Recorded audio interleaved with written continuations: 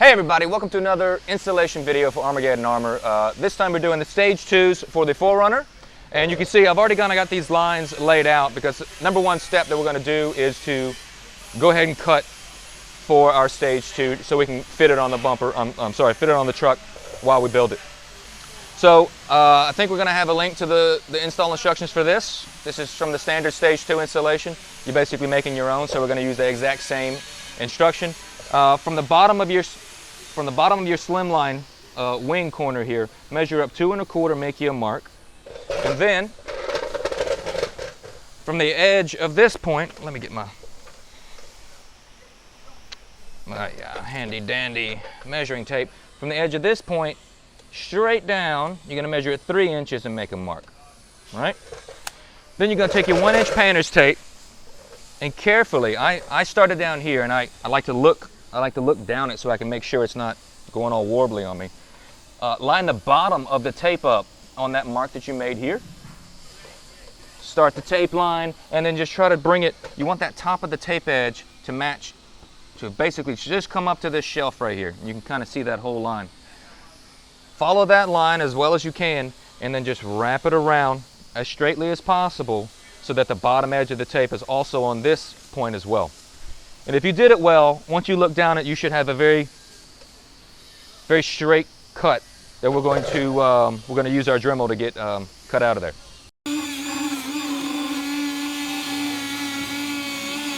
All right, guys. So after you've made your cuts along the front of your plastic, you're going to want to get rid of your fender liner here. What you want to do is so that you can still protect some important components here, mainly your washer bottle. So what I recommend doing is going ahead and following along this same line here. All right, we're going to come straight over. Wow. But we also want to keep this particular piece in. That's what's going to hold it steady after we've cut all these things. I know this is not a very good tape line, but it really doesn't have to be that exact on this thing. This is kind of freestyle, do what you feel kind of thing. But I would recommend going along something like this where you cut it here and then as you get to the washer bottle, you can see that kind of there. Just kind of, you might even come down here. Just kind of taper it back down.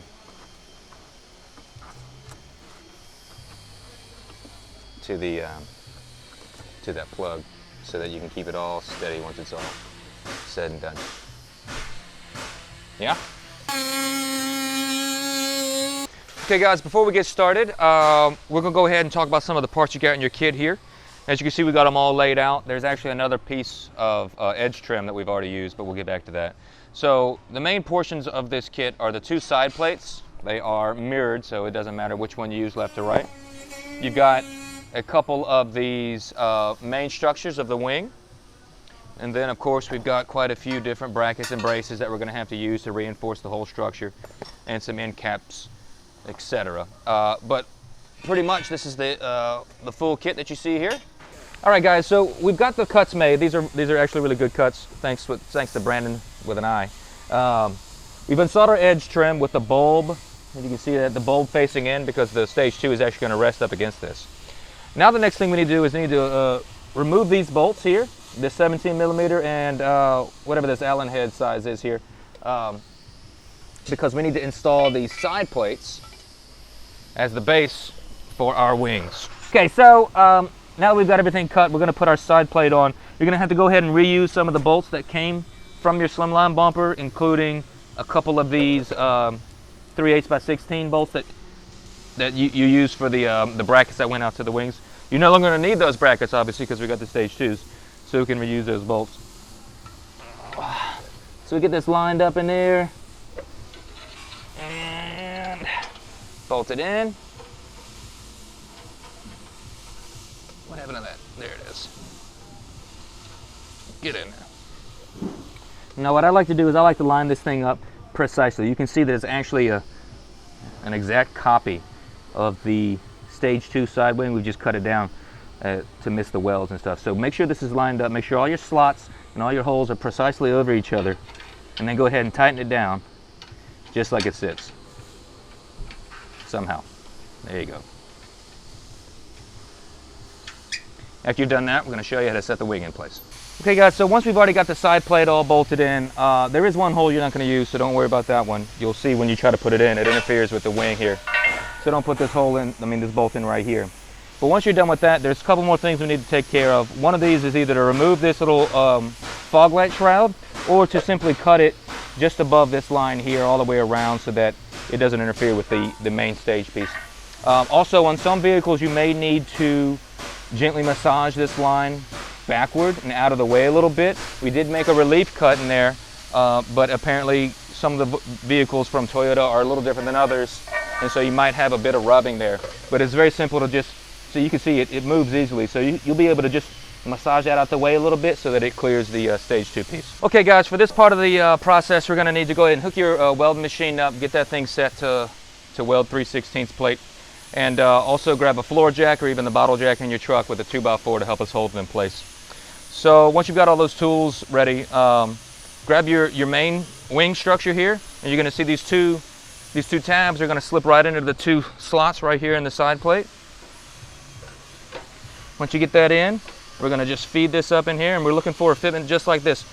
The idea is that this stage 2 rests just behind the bumper, but extends down a few inches so that it's the first thing that it should contact if you were to come over a rock or an obstacle. So once you find the place that you like it, go ahead and hold it in place with your jack here, right on the corner. Jack it up a little bit. Just, there you go. And that'll allow you to have your hands free to pop your first tack welds on there to get it set. Okay, so now we've got our stage 2 piece lined up where we would like it. Next thing to do is to give it a few good tacks, and this is going to be important that your tacks are strong enough and in the right spot so that when you let the pressure off of this thing, it doesn't just droop down again. So you might find that you have to put it in place, tack it, let it down easily, see if it's going to stay where you want it to. You might have to jack it back up and get a few more tacks. So just be aware that you don't want it to sag once you've got it where you'd like it.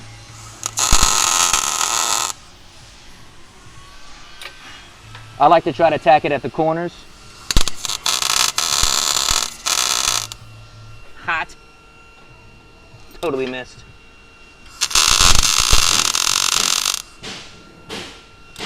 And also, right, it's hard to see, and I know the camera guy can't see it, but if we can get a weld right here at this corner at the top right edge,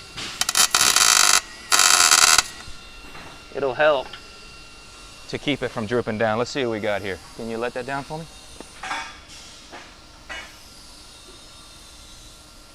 That's pretty good. We only came down about 1/16 of an inch, so that should be sufficient. It doesn't have to be exactly perfect because, I mean, you do have this edge trim that helps to clean it up nicely. So if you're happy with where it's at, you can go ahead and take it off and get ready to put the brackets and braces in. All right, we're back with T-Joe here, our talented welder, and he's going to teach us how to actually weld up all the different brackets and braces that are included in your kit here. He says the first thing to do is to weld up this little seam right here and go ahead and grind that down and finish it off so that we can put the key in for the little piece that blends the slim line to the stage 2. So we'll start there.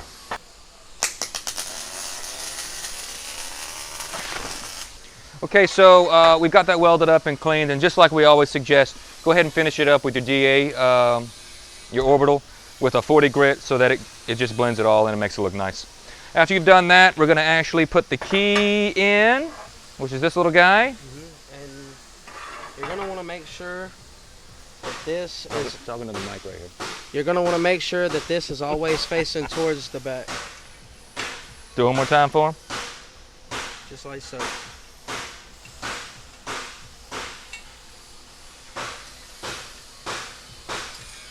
Get in there. Yeah. Sometimes it takes some persuasion, he's saying. I think I got it in there. Yeah, it's in. Oh. Now it's in. Didn't know that. How you like that? That's special. So you can see now on the other side we actually have a little keyway poking through, which is what we're going to use to, where is it? Oh, here it is. This is what we're going to use to actually set this in place once it comes time. Okay, so we've got the keyway set in place. What you're going to do is weld along the top edge here. After you're done with that, we're going to weld this seam right here.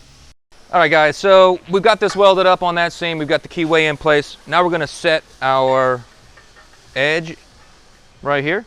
And what you wanna do is go edge to edge on each side so that we've got a nice, I'm just gonna take it right here, or not.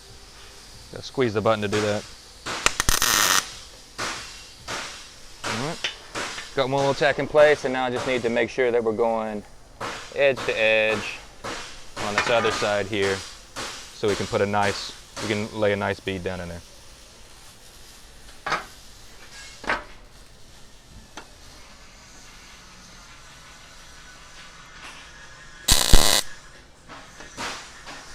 Didn't burn myself. Y'all was waiting for it.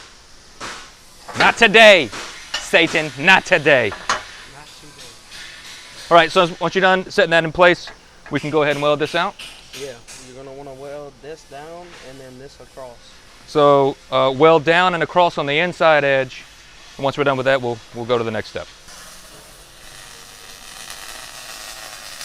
Okay, guys, we've got this piece put in and welded in. The next thing we're going to do is we're going to place these brackets that are included. You got a large, medium, and small bracket, and they follow right in here. And you'll see that they tab in pretty easily. Slip right between there. And then finally this one here. On this particular one, you might, on that weld you just made, you may need to take that down a little bit with your flap disc. That was a delayed burn there. It stayed in the glove for a little bit. But it looks like this one fits well, so no need to do that today. Okay, so we've got our braces welded in. We're gonna go ahead and take this time to put this last little piece in so I don't burn myself. I'm gonna do it very carefully. How does it go? Everybody's waiting. Not gonna happen. There you go. So go ahead and once you get that in place, it's so hot right now. Once you get that in place right there, you wanna line it up. Give me this thing. Oh, you see the smoke? Corner to corner here, because we're going to have to beat this edge down after we get this welded in. So get this tacked in place, and then we'll tap this down, and you can tack that and weld it all up. So we've got our end cap put on and welded in place for the most part. We'll come back and finish that up later. But now you want to make sure that your whole workpiece is clamped down on the table, because you might start to see a little warping here, especially if you didn't clamp it before you put these brackets in, you could see a little bit. So make sure it's clamped down and secure. And the last piece that we're going to put in on the back side here is this brace. It's a rib that runs the entire length of it, but we need to go ahead and bend it by hand a little bit just to get it started. And then once again, it'll tab in place. TJ's like, just get it in there already. It does take a while. Get up in there. Get. Sometimes you gotta use that hammer too. The small hammer? Grab the smallest hammer you can find.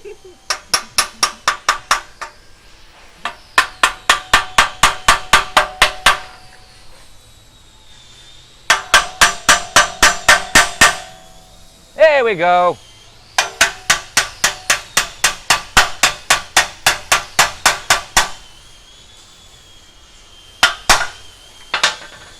All right, and then we're just going to run it up to the next spot, bend it by hand again. Get this clamp out the way.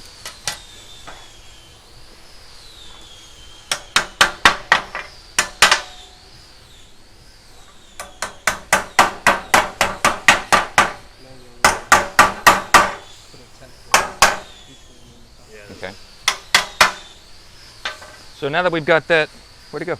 Now that we got that put into place, I'm gonna go re-clamp it, because this will help to, once we're spreading this heat across the whole thing quickly, it'll help to flatten this back out and get it where it needs to be. After we've got it in place, we're gonna put a tack over the entire brace here on each point that it tabs in, so that it can pop out, and then we'll go ahead and get it welded up the rest of it. So TJ is now starting on the downward weld on that brace there. And what he's going to do is, after he's done with that, each point that the brace is touching the main structure here, obviously you're going to do a stitch weld. So go ahead and finish that out, and he'll just weld up the rest of it the whole way. So Now we've got the entire rib welded in place. The last thing to do before we test fit it back on the truck for the very last time is to go ahead and finish these welds up here and on the underside here.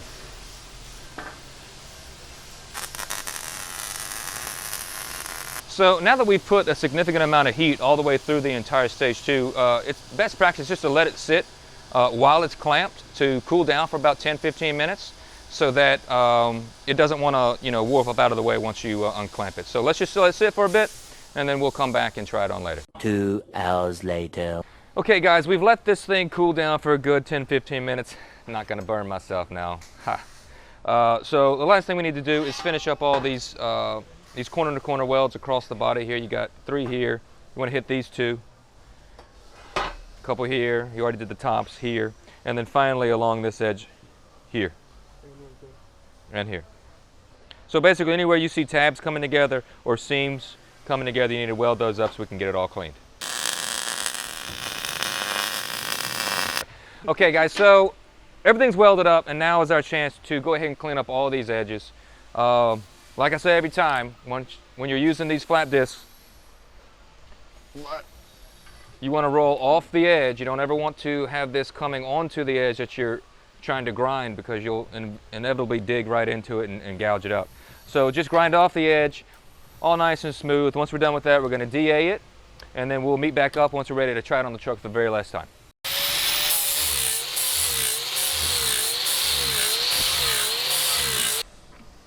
So the last thing that we're doing here is we're setting this triangle piece in here that kind of blends this all in, so it gives it some structure there.